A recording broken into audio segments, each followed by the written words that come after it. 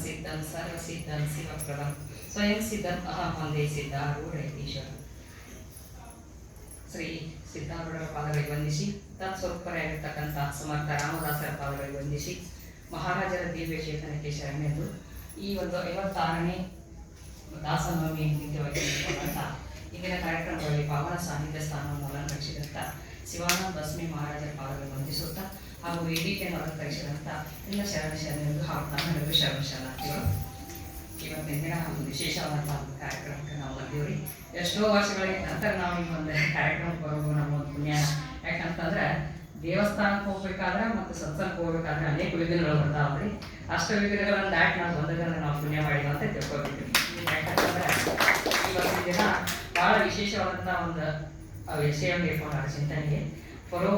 ನಿರಭಿಮಾನ ಪರೋಪಕಾರವು ಭಗವಂತನ ಸೇವೆ ಆಗಿರುತ್ತದೆ ಅಂತ. ಅಂದ್ರೆ ಈ ಒಂದು ಶರೀರಕ್ಕೆ ಒಂದು ಶ್ರೇಷ್ಠವಾದಂಥ ಕೆಲಸ ಯಾವ್ದಾರು ಇದ್ರೆ ಅದು ಪರೋಪಕಾರ ಅಂತ ಹೇಳಬೇಕು. ಯಾಕಂತಂದ್ರೆ ನಿಜಗುಣ ಶಿವಯುಗಳು ಪ್ರಶ್ನೆ ಮಾಡ್ತಾರೆ, ನಮಗೆ ಕೆಡುವ ಕಾರ್ಯದ ಸಫಲವಾಗುವುದು ಅಂತ ಪ್ರಶ್ನೆ ಮಾಡಿ ಅದ್ರ ಉತ್ತರ ತಾವು ಹೇಳ್ತಾರೋ ಅದು ಪರಹಿತ. ಯಾವಾಗಲೂ ಒಂದಿನ ಈ ಕೆಟ್ಟು ಹೋಗುವಂತ ಒಂದು ಶರೀರದ ಒಂದು ಸಫಲತೆ ನಾವು ಮಾಡ್ಕೋಬೇಕಾಗಿತ್ತಂದ್ರೆ ಅದರಿಂದ ಅಂದ್ರೆ ಇನ್ನೊಬ್ಬರಿಗೆ ಸಹಾಯ ಮಾಡೋದು. ಆದ್ರೆ ಆ ಸಹಾಯ ಯಾವ ರೀತಿ ಮಾಡ್ಬೇಕು ಅನ್ನೋದನ್ನ ಇವತ್ತಿನ ವಿಷಯ. ನಿರಭಿಮಾನದಿಂದ ಮಾಡ್ಬೇಕು ಅಂತ ಹೇಳ್ತೇವೆ.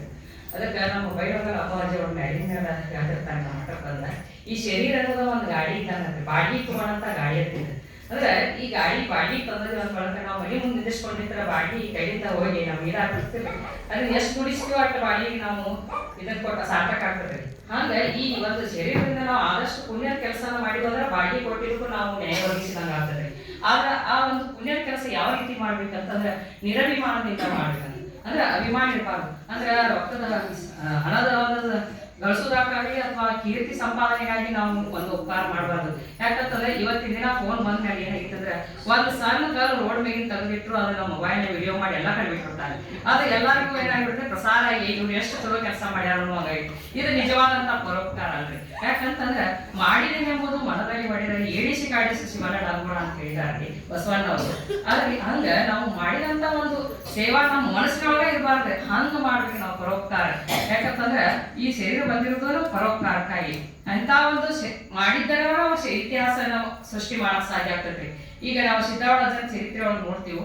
ಅಜ್ಜನ ಹುಬ್ಬಳ್ಳಿ ಒಳಗ ಕೈಲಾಸ ಮಂಟಪ ಕಟ್ಟುವಂತ ಸಂದರ್ಭದೊಳಗ ಎಲ್ಲಾ ಭಕ್ತರು ಮುಂದೆ ನಿಮ್ಮ ಮುಂದೆ ಸೇವೆ ಮಾಡಕ್ ಬರ್ತಿರ್ತಾರೆ. ಅಂತ ಸಂದರ್ಭದೊಳಗ ಅಕ್ಕಲಕೋಟೆ ಮಹಾರಾಣಿ ಪಿತಾಂಬರ ಉಟ್ಕೊಂಡು ಬಂದು ತಲೆ ಮೇಲೆ ಬುಟ್ಟಿ ಹೊತ್ಕೊಂಡು ಸಿಮೆಂಟ್ ಕೊಡಾಕತ್ತಿರ್ತಾಳ್ರಿ. ನಾವು ಒಂದ್ ಸ್ವಲ್ಪ ಚಲೋ ಸೀರೆ ಉಟ್ಕೊಂಡ್ಬಂದ್ರೆ ತೆಳಕ್ ಮುಂದ್ ಮಾಡ್ತೀವ್ರಿ. ಆದ್ರೆ ಪಿತಾಂಬರ ಉಟ್ಕೊಂಡು ತಲೆ ಮೇಲೆ ಬುಟ್ಟಿ ಸಿಮೆಂಟ್ ಬುಟ್ಟಿ ಹೊಟ್ಕೊಂಡು ಅಲ್ಲಿ ಸೇವಾ ಕಲ್ವಾಗಿದ್ದು ಅಂತ ಹೇಳಿ ಇವತ್ತಿನ ದಿನ ಆ ಚರಿತ್ರೆ ಒಳಗೆ ಉಳಿತಾಳೆ. ಅದೇ ರೀತಿಯಾಗಿ ಸಿದ್ದಾರೂಢ ಆಚಾರ ಒಂದು ಮಠದೊಳಗ ಪ್ರತಿನಿತ್ಯ 4 ಗಂಟೆಗೆ ಒಂದು ಮಹಾ ಮಂಗಳಾರತಿ ಆಗ್ತಿರ್ತದ್ರಿ. ಈ ಒಂದು ಮಂಗಳಾರತಿಗೆ ಎಲ್ಲಾರು ಬಂದು ಪುಣ್ಯ ಕಡವಾಗಿ ಅಂತ ತಿಳ್ಕೊಂಡ ಆ ಊರೊಳಗೆ ಒಬ್ಬ ಭಕ್ತಿ ಏನ್ ಮಾಡ್ತಿರ್ತಾರಂದ್ರೆ ಪ್ರತಿಯೊಬ್ಬರ ಮನೆಗೆ ಹೋಗಿ ನಮಃ ಶಿವಾಯ ಹಾಕೋದಿರ್ತಾನೆ. ಅವ್ರು ಯಾತ್ರ ಮುಂದಿನ ಮನೆಗೆ ಹೋಗುದು ಮತ್ತೆ ನಮಃ ಶಿವಾಯ ಅನ್ನೋದು. ಈಗ ಎಲ್ಲಾರು ಎಬಿಷ ಆ ಮಹಾ ಮಂಗಳಾರತಿ ಕರ್ಕೊಂಡ್ ಬರ್ತಿರ್ತಾನೋ ಅದಕ್ಕೆ ಅವ್ನು ಏನಂತಿರ್ತಾರೆ, ಎಲ್ಲಾರು ನಮಃ ಶಿವಾಯ ಅಂತ ಹೆಸರಿಟ್ಟಿರ್ತಾರೆ. ಇಂಥ ಒಂದು ನಮಃ ಶಿವಾಯ ಒಂದ್ ದಿವಸ ಏನ್ ಮಾಡಿದ್ರೆ ಈಗಿನಂಗ ಆಗಲ್ಲ, ಯಾರು ಇರ್ತಿರ್ಲಿಲ್ಲ.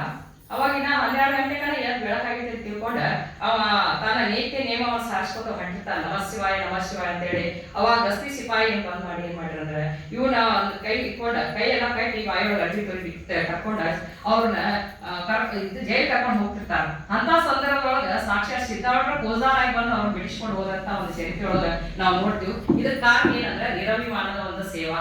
ಅಂತ ಸೇವಾ ಮಾಡಿದಂತ ತಿಳ್ಕೊಂಡು ಇವತ್ತು ಸಿದ್ದಾರೂಢ ಅಜ್ಜರ ಚರಿತ್ರೆ ಒಳಗ ಅವನ ಚರಿತ್ರೆಯನ್ನು ನಾವು ಓದಾಕ ಸಾಧ್ಯ ಆಗ್ತದೆ.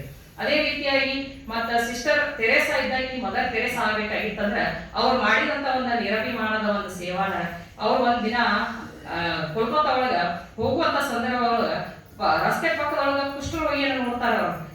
ಅವರು ಶಿಕ್ಷಕಿಯಾದಂತವ್ರು ಇನ್ನು ನಾ ಶಿಕ್ಷಕಿಯಾಗಿ ಏನು ಸಾಧನೆ ಮಾಡಕ್ ಸಾಧ್ಯ ಆಗುದಿಲ್ಲ ಅಂತ ಹೇಳಿ ಕುಷ್ಠರೋಗಿ ಒಂದು ಸೇವೆ ಒಳಗ ಅವ್ರ ಅನೇಕ ಅಸಹಾಯಕರಿಗೆ ಮತ್ತು ಅನಾಥರಿಗೆ ಒಂದು ಸಂಸ್ಥೆಗಳನ್ನ ತೆಗೆದ್ರು. ಇಂಥ ಸಂದರ್ಭದೊಳಗೆ ಈ ಸಂಸ್ಥೆ ಬೆಳೆಯೋದನ್ನ ನೋಡಿ ಒಬ್ಬ ಶ್ರೀಮಂತ ಏನ್ ಮಾಡಿದ್ರೆ ಬ್ಲ್ಯಾಂಕ್ ಚೆಕ್ ಕಳಿಸ್ತಾನಂತ್ರಿ ಅವ್ರಿಗೆ. ನೀವು ಎಷ್ಟು ಅಮೌಂಟ್ ಬೇಕು ಅಷ್ಟೆಲ್ಲ ಹಚ್ಕೋರಿ, ಆದ್ರೆ ಈ ಸಂಸ್ಥೆ ಮಾತ್ರ ನನ್ನ ಹೆಸರಲ್ಲಿ ಮಾಡಿರ್ತೇಳಿ ಒಂದು ಬ್ಲ್ಯಾಂಕ್ ಚೆಕ್ ಕಳಿಸ್ತಾರಂತೆ. ಆದ್ರೆ ಅವ್ರು ಸಿಸ್ಟರ್ಸ್ ಅವ್ರ ಮದರ್ ತೆರೇಸಾ ಏನ್ ಮಾಡಿದ್ರಂದ್ರೆ ಆ ಚೆಕ್ ಹಿಂದನ ಅವ್ನು ಬರ್ ಕಳಿಸ್ತಾರ.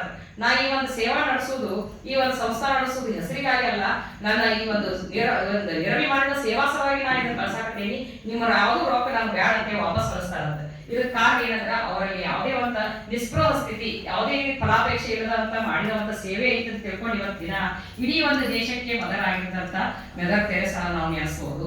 ಅದೇ ರೀತಿಯಾಗಿ ಇವತ್ತಿನ ದಿನ ಬನಾರಸ್ ಹಿಂದೂ ವಿಶ್ವವಿದ್ಯಾಲಯನ ನಾವು ನೋಡ್ತೀವಿ.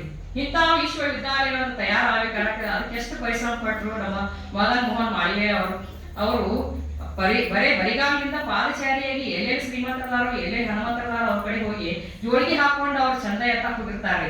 ಇಂಥ ಸಂದರ್ಭದೊಳಗೆ ಒಮ್ಮೆ ಹೈದರಾಬಾದ್ ನಿಜಾಮ್ ಹತ್ರ ಬರ್ತಾರ ನೋಡ್ರಿ. ನಿಜಾಮ್ ಹತ್ರ ಬಂದ ಕೇಳ್ತಾರೋ ಹಿಂಗೆ ನಾವು ಹಿಂದೂ ವಿಶ್ವವಿದ್ಯಾಲಯ ಸ್ಥಾಪನೆ ಮಾಡೋರು ಸ್ವಲ್ಪ ಸಹಾಯ ಮಾಡ್ರಂತಂದಾಗ ಒಂದ ಮುಸರಿ ಬಿಡಿ ನಾನು ಹಿಂದೂ ಒಂದು ಮಹಾಲಯ ಹಿಂದೂ ವಿಶ್ವವಿದ್ಯಾಲಯ ಸಂಸ್ಥಾಪನೆ ಮಾಡಾಕ ನಾಯಕ ಕೊಡ್ಬೇಕಂತ ತಿಳ್ಕೊಂಡ ತಾ ಹಾಕೊಂಡಂತ ಒಂದು ಚಪ್ಪಲಿಯನ್ನ ಅವ್ರ ಮುಖದ ಮೇಲೆ ಎಳಿಸ್ತಾರ್ರಿ. ಆದ್ರೆ ಅವರು ಮಾಳವೀಯ ಅವರು ಅದನ್ನೇನ ತಮ್ಮ ಅಪಮಾನ ತಿಳ್ಕೊಲಿಲ್ರಿ. ಅವ್ರು ಅದ ಹೈದರಾಬಾದ್ ಊರೊಳಗ ಎಲ್ಲಿ ಜನಸಂದಣಿ ಅಂತ ಹೇಳಿ ಹೋಗಿ ಹರಾಜಿಗೆ ಇಟ್ಬಿಡ್ತಾರ್ರಿ. ಈ ಒಂದು ನಿಜಾಮನ ಒಂದು ಪಾದರಕ್ಷೆ ಯಾರು ಹೆಚ್ಚಿನ ಬೆಲೆ ತಗೋತಾರ ಅವ್ರು ಕೊಡ್ತಾನ ಅಂತ ಹೇಳಿದಾಗ ಅವಾಗ ಅವ ನಿಜಾಮನ ಸೇವಕರು ಹೋಗಿರೋ ವಿಷಯ ನಿಜಾಮರು ಹೇಳಿದಾಗ ಓಡ್ಕೋತ ಬಂದ ನಾವು ತಾನ ತಗೋತಾನೆ. ಯಾಕಂತಂದ್ರೆ ಯಾರಿಗೆ ಕಡಿಮೆ ಬೆಲೆಗೆ ತಾನು ಇದನ್ನ ತಗೊಂಡ್ರೆ ಏನ್ ಮಾಡೋದು ಅಂತ ತಿಳ್ಕೊಂಡ ಹೆಚ್ಚಿನ ಬೆಲೆಗೆ ಆ ಒಂದು ಪಾದರಕ್ಷೆಯನ್ನು ತಗೊಂಡ ಅವ್ರಿಗೆ ಹಣವನ್ನು ಕೊಡ್ತಾನಂತ. ಈ ರೀತಿಯಾಗಿ ಎಷ್ಟೋ ಅವ್ರ ಅಪಮಾನಗಳನ್ನ ಸಹಿಸಿ ದಿನ ಬನಾರಸ್ ಹಿಂದೂ ಒಂದು ವಿಶ್ವವಿದ್ಯಾಲಯನ ನಾವು ನೋಡಕ್ ಸಾಧ್ಯ ಆಗ್ತದೆ. ಇದೇ ರೀತಿಯಾಗಿ ಒಮ್ಮೆ ಕಾಶಿ ಒಳಗ ಹೆಣ ಹೋಗುವಂತ ಸಂದರ್ಭ ಶವಯಾತ್ರೆ ಮೇಲೆ ರೊಕ್ಕ ಎಸಿದಂತ ರೊಕ್ಕಗಳನ್ನು ಕೂಡ ಅವರು ಜೋಳಿಗೆ ಹಾಕೋದನ್ನು ನೋಡಿ ಅವಾಗ ಕಾಶಿ ಮಹಾರಾಜ ಹೆಣಕ್ಕಿಂತ ನಾನು ನಿಕೃಷ್ಟ ಆಗಬಾರ್ದು ಅಂತ ತಿಳ್ಕೊಂಡು ಅವನು ತರದ ಎಷ್ಟೋ ಹಣವನ್ನು ಸಹಾಯ ಮಾಡಿದಂತ. ಇಂಥ ಅನೇಕ ನಿಸ್ಪೃಹವಾಗಿ ಮತ್ತು ನಿರಭಿಮಾನದಿಂದ ಸೇವಾ ಮಾಡಿದಂತವ್ರ ಇವತ್ತಿನ ದಿನ ನಾವು ಇತಿಹಾಸ ಒಳಗ ನೋಡಕ್ ಸಾಧ್ಯ ಆಗ್ತೈತಿ. ಅಂತ ಒಂದು ಅನೇಕ ಸಂಸ್ಥೆಗಳನ್ನು ನಾವು ಇವತ್ತಿನ ದಿನ ನೋಡಕ್ಕೂ ಸಾಧ್ಯ ಆಗ್ತೈತ್ರಿ. ಇಂಥ ಒಂದು ನಿರಭಿಮಾನದಿಂದ ಮಾಡುವಂತ ಪರೋಪಕಾರ ಮಾಡುವಂತ ಒಂದು ಸದ್ಬುದ್ಧಿಯನ್ನು ಸದ್ಗುರುನಾಥ ನಾನು ಕರುಣಿಸಲಿ ಅಂತ ಪ್ರಾರ್ಥಿಸುತ್ತಾ ನನ್ನೆರಡು ನುಡಿ ನಮನಗಳನ್ನು ಸದ್ಗುರುವಿನ ಪಾದಕ್ಕೆ ಸಮರ್ಪಿಸುತ್ತೇನೆ.